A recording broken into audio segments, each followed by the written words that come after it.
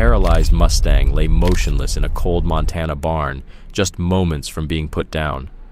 Once a symbol of wild freedom, the horse's powerful legs were now useless after an unexplained injury. The vet had the euthanasia injection ready. They said it was the kindest option. But just as the final decision loomed, something unexpected happened. A veteran named Matthew Blackwood, still battling his own demons from war, stepped into the barn for what he thought would be a quiet goodbye. But as he knelt beside the injured animal, his eyes caught something tangled in the horse's mane. A weathered metal tag, a military ID. That shouldn't have been there. Matthew reached out with trembling hands, tracing the number engraved on the tag, a number he knew all too well. In a flash, memories came flooding back. The gunfire, the chaos of an ambush in the Afghan mountains, and the horse that had carried him to safety when no one else could. This wasn't just any Mustang, this was his Mustang. Before we go on, tell us in the comments, where are you watching from? And if this story has you hooked, hit that subscribe button. Tomorrow's video is going to hit even harder. Outside, the wind howled through Elkhorn Valley as the old barn creaked under the pressure. Inside, Dr. Benjamin Green packed away the euthanasia kit, his expression grim. "It's the humane choice," he muttered. "The horse won't walk again. No future. Just suffering." Rancher Stanley Ellis looked on, heart heavy. "I found him down near Eagle Creek," he said. "Thought he was a goner." But his eyes, still full of fight. Just then, a dusty sheriff's truck pulled up, followed by a battered blue pickup. Out stepped Matthew, tall, quiet, and wearing a faded army jacket like armor against the world. Sheriff Crawford nodded. "That's Blackwood, Army Ranger, 3 tours, keeps to himself." Matthew said little. He walked straight toward the stall, past the vet, past the doubt, and locked eyes with the Mustang. Something shifted in that moment, a silent understanding between two souls that had both seen too much. "Easy, big guy," Matthew murmured, holding out his hand. The Mustang didn't flinch, no aggression, just calm recognition. "He's been hostile with everyone," Stanley warned, but the horse didn't move, except to allow Matthew's hand to rest on his neck. "How long's he been like this?" Matthew asked, not looking away. 3 days, Stanley said. "Looks like he fell. Dragged himself up from the creek bed with just his front legs." Matthew paused. "He pulled himself a 1/4 mile with no help?" No one spoke. But in that quiet stall it was clear, this wasn't just a rescue, this was a reunion. 2 warriors, 1 human, 1 horse, brought back together when both had nearly given up hope. Matthew Blackwood's hands trembled as he carefully explored the Mustang's neck, checking for hidden injuries. But then, something caught his attention. A thin leather cord tied around the horse's neck, holding a tarnished metal tag. It was an odd sight for a wild Mustang. "What's this?" Matthew muttered, more to himself than anyone else. He wiped the dirt off the tag, revealing engraved numbers that made his blood run cold. It was a military ID, but it wasn't just any number. The sequence was all too familiar. Sheriff Crawford noticed the change in Matthew's expression. "Everything all right, son?" Matthew didn't answer. His mind raced back to a different place, a different time. The smell of dust, the distant sound of explosions, the chaos of a battlefield in Afghanistan. His fingers traced the tag again, confirming the sinking feeling in his gut. "This is a military service animal tag," Matthew said, his voice strained. Dr. Green, still skeptical, stepped closer. "That's impossible." "This is a wild Mustang, not wild," Matthew interrupted, his eyes now locked on the Mustang with new understanding. "This horse was trained. Special Forces Cavalry program." He looked deep into the Mustang's eyes, his voice quiet but steady. "You were there, weren't you? Northern provinces, Afghanistan." The Mustang's ears pricked up at the words, a subtle tremor running through its body. Sheriff Crawford exchanged a confused glance with Dr. Green. "Matt, you're not making any sense. After all these years from Afghanistan? Come on." Matthew stood abruptly, his voice firm as steel. "This euthanasia isn't happening, not today." Dr. Green's calm demeanor faltered. "Hold on, that animal is suffering." Matthew didn't flinch. "This isn't just any horse," he said with certainty. "His name is Liberty, and if I'm right, he's the reason I'm still alive." The room fell silent. "Operation Nightshade, 2014. We lost half our unit in an ambush. I was separated, cut off from extraction," Matthew continued, his voice distant, as if recalling an old memory. "A horse appeared out of nowhere and carried me through enemy fire to safety. I never knew where he came from or what happened to him after they medevaced me out." Sheriff Crawford was visibly skeptical. "You think this is the same horse? After all these years, all the way from Afghanistan?" Matthew held up the tag, his voice quieter now. "JT 7723 V Joint Task Force Unit Designation Individual Marker. This was one of ours." He looked down at the Mustang, speaking directly to him. "Weren't you Liberty?" The Mustang's head lifted slightly, eyes brightening with what seemed like recognition. Dr. Green cleared his throat, trying to regain control. "Even if what you're saying is true, and I'm not saying it is, the fact remains that this horse is paralyzed. His quality of life—" "I'll take him to Evergreen Ranch," Matthew interrupted, his resolve firm. "We've got the space, and I know some people who can help. The sanctuary can't afford specialized care for a paralyzed horse." Sheriff Crawford shook his head. "Dorothy's already stretched thin with resources, Matt. How do you expect to pay for all of this?" "I'll find a way," Matthew replied stubbornly, "and I'll find a way to transport him too." "Doctor." Green, frustration creeping into his voice, asked, "How do you plan to move a paralyzed horse?" "I've got a trailer," Matthew said, pulling out his phone. "Just give me 24 hours. Stanley, the rancher, exchanged a glance with the sheriff. "You sure about this, Matt? Getting attached to a dying animal isn't going to help anyone, least of all you." Matthew's eyes flashed with intensity. "He's not dying. Not if I have anything to say about it." He knelt down by the Mustang again, his voice soft as he spoke to him. "Hang in there, Liberty. I'm not leaving you behind this time." Dr. Green sighed, giving in. "Fine, 24 hours. But if you can't provide a viable care plan, we proceed as scheduled. That's my professional obligation." Matthew nodded curtly, his attention now fully on Liberty. As the others filed out of the barn, Matthew stayed behind, his hand resting gently on the horse's neck.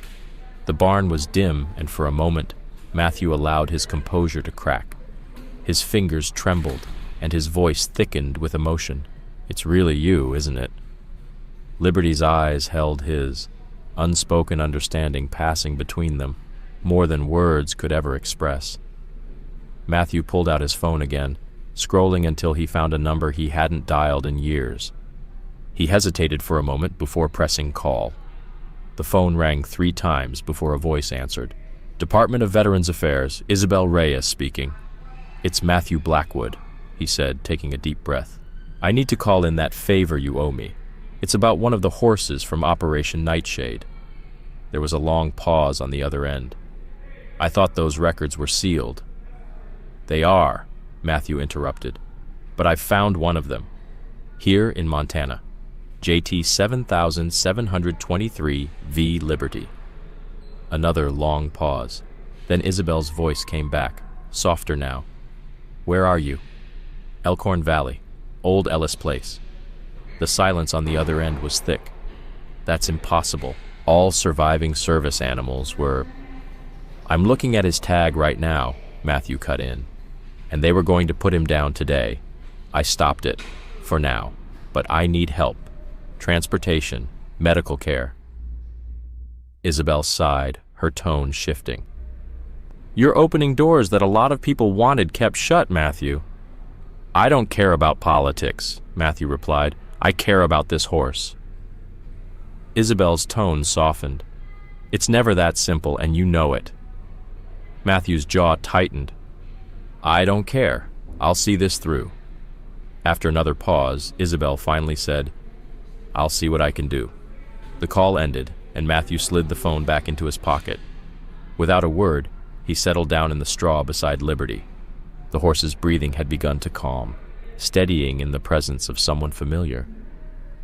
"Just like the old days, huh?"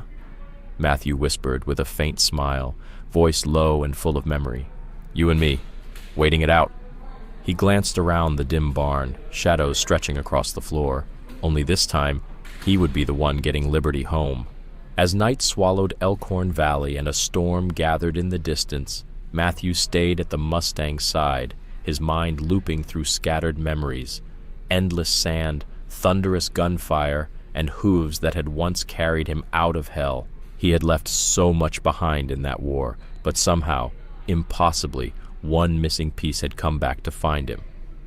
Outside, the storm loomed closer.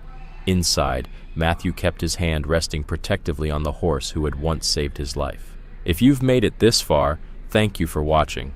These stories take time to tell right. So hit that subscribe button and drop a comment. Now let's get back to it. By dawn, the valley was bathed in soft pink and gold. Matthew had spent the night in the barn, keeping vigil. Liberty dozed in short stretches, occasionally jolting awake, until a calming touch from Matthew eased him back to sleep. Then came the sound of engines. A small convoy pulled into the driveway and stopped in front of the barn. The doors swung open, letting in the morning light. And a woman with wind-blown hair and serious eyes stepped inside, medical kit in hand. "Mr. Blackwood?" she called. "Isabel Reyes sent me." Matthew stood, stiff from the long night. "You got here fast." "When Isabel calls in the middle of the night about a military service animal," she replied, "you don't wait around." "Doctor." Victoria Stevens introduced herself, explaining she specialized in equine rehabilitation at Blue Ridge. Two assistants followed, carrying portable X-ray and ultrasound gear. Without wasting a moment, they got to work.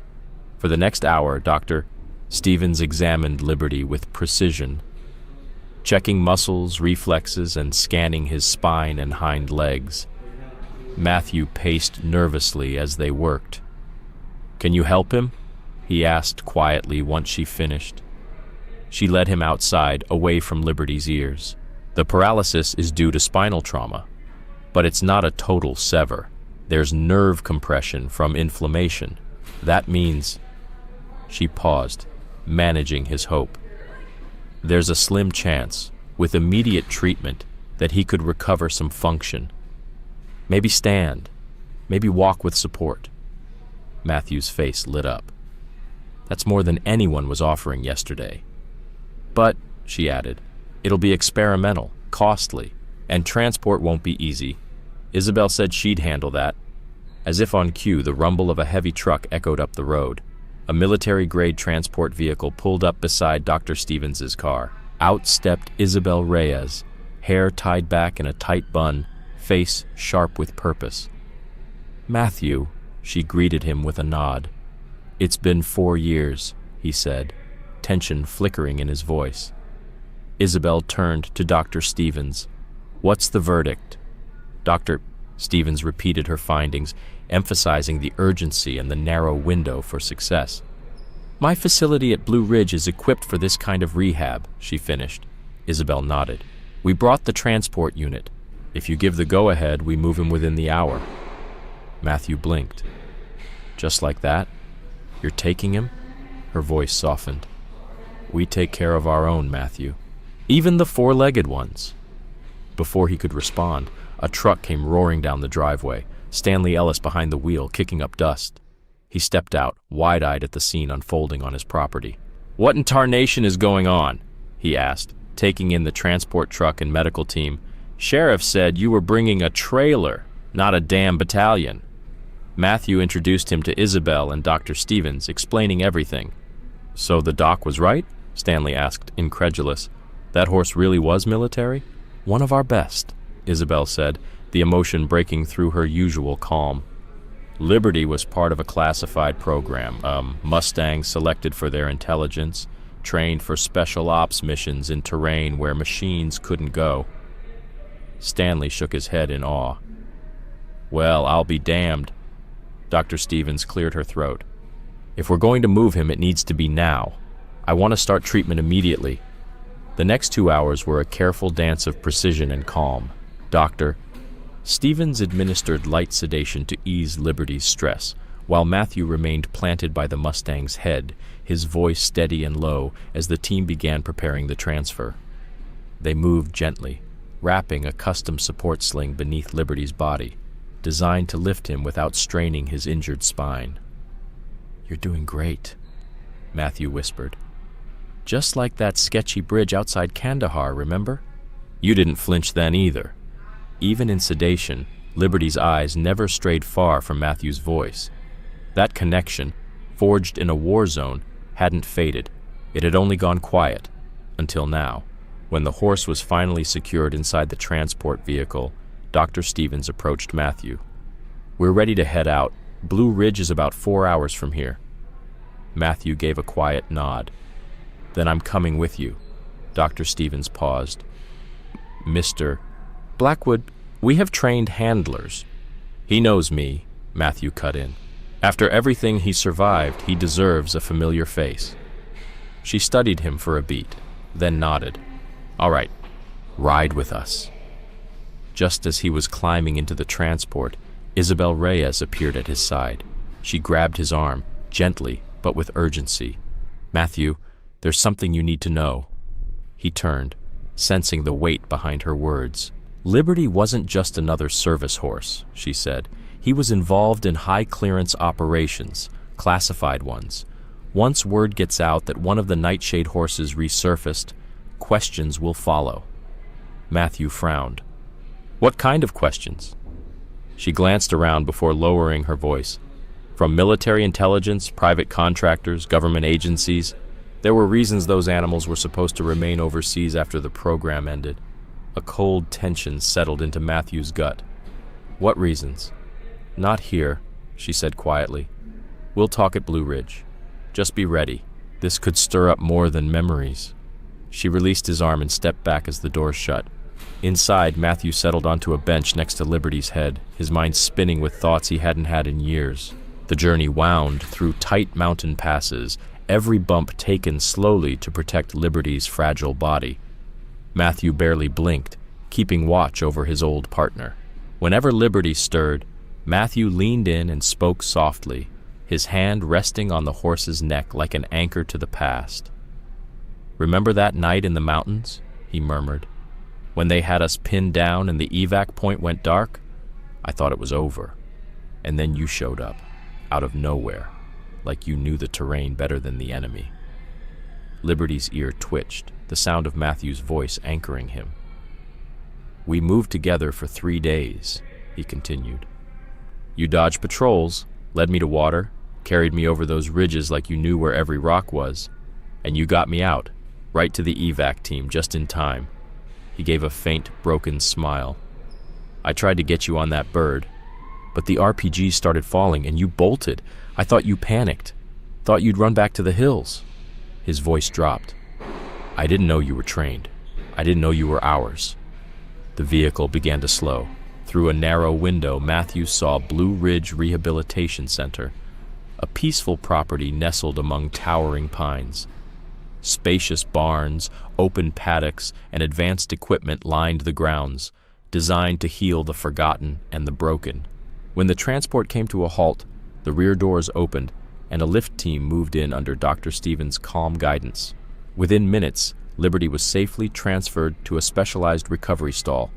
Matthew stepped out into the light and was immediately ushered into the main facility, warm, quiet, and built to calm both animals and humans. Isabel was already there, speaking in low tones with a tall, composed man in civilian clothes who radiated military authority.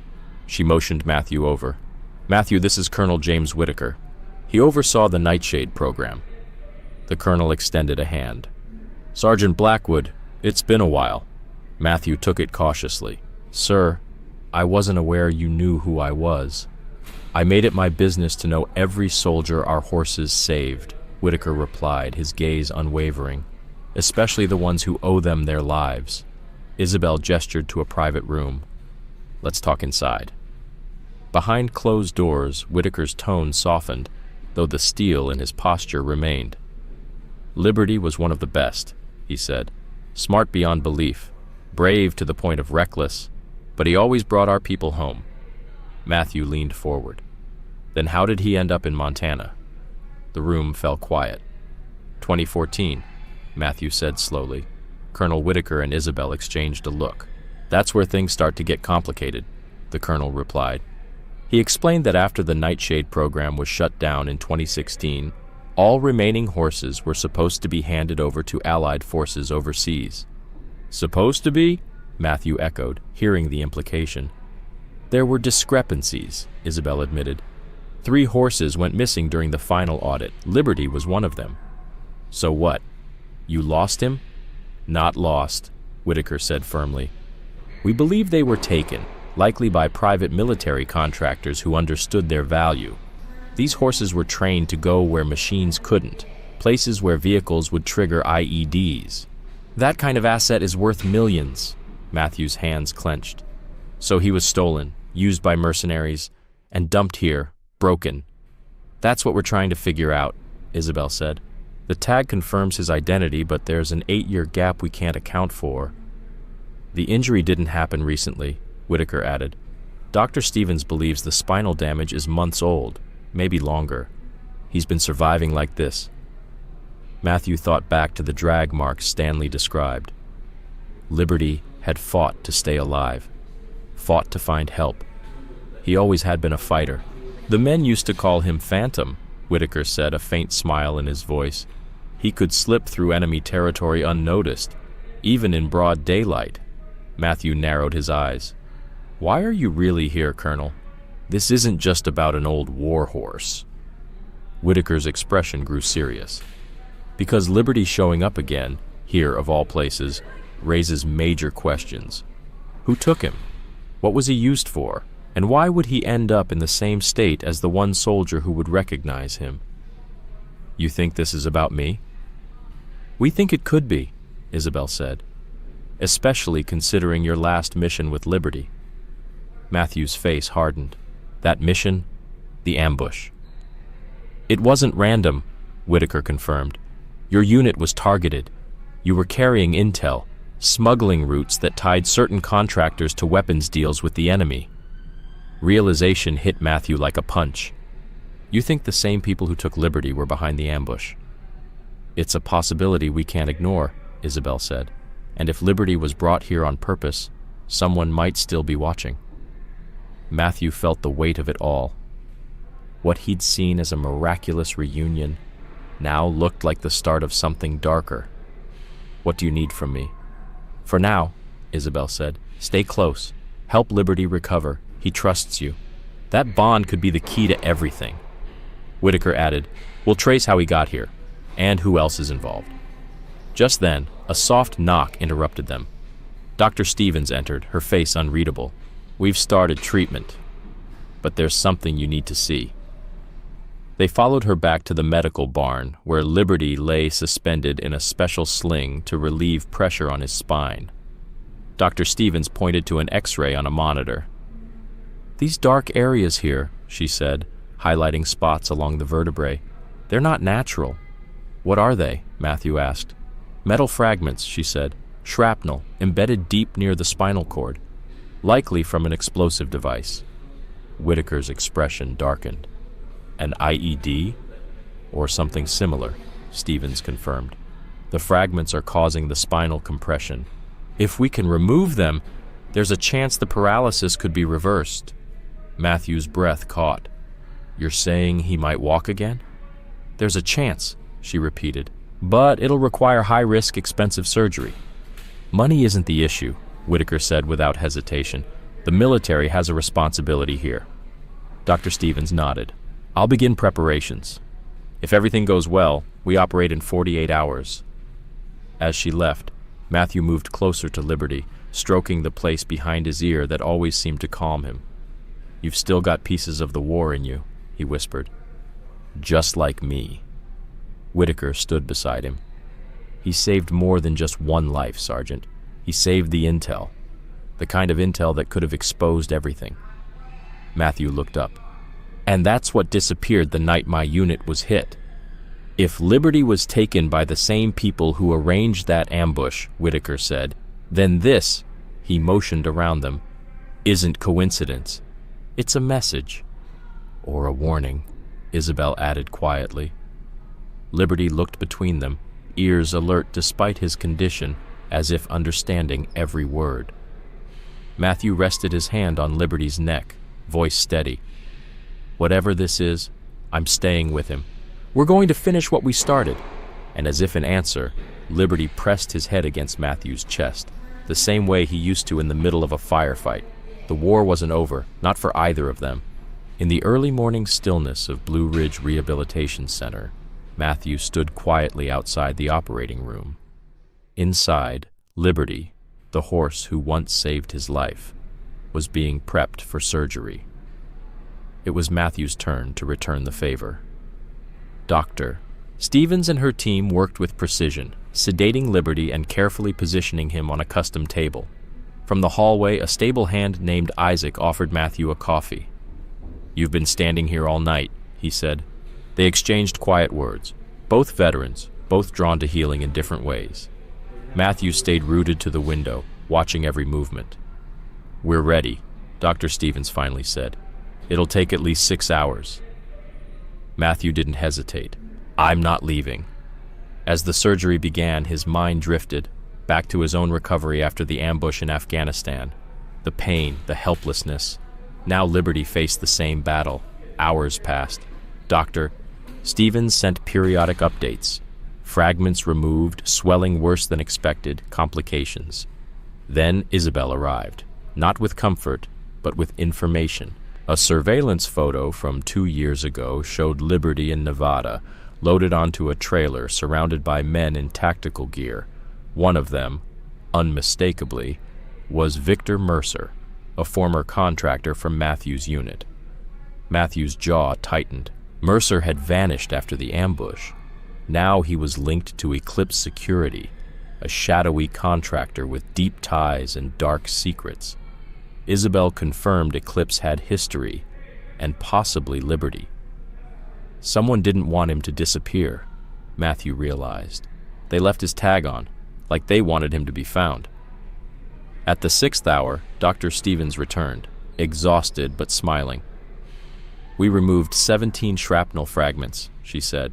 "The spinal damage isn't as bad as we feared. His paralysis may be reversible."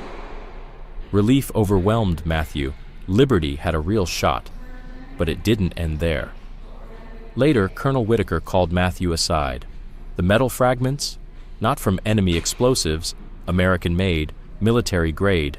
Mercer and Eclipse may have used U.S. weapons to silence Matthew's unit. The ambush wasn't random.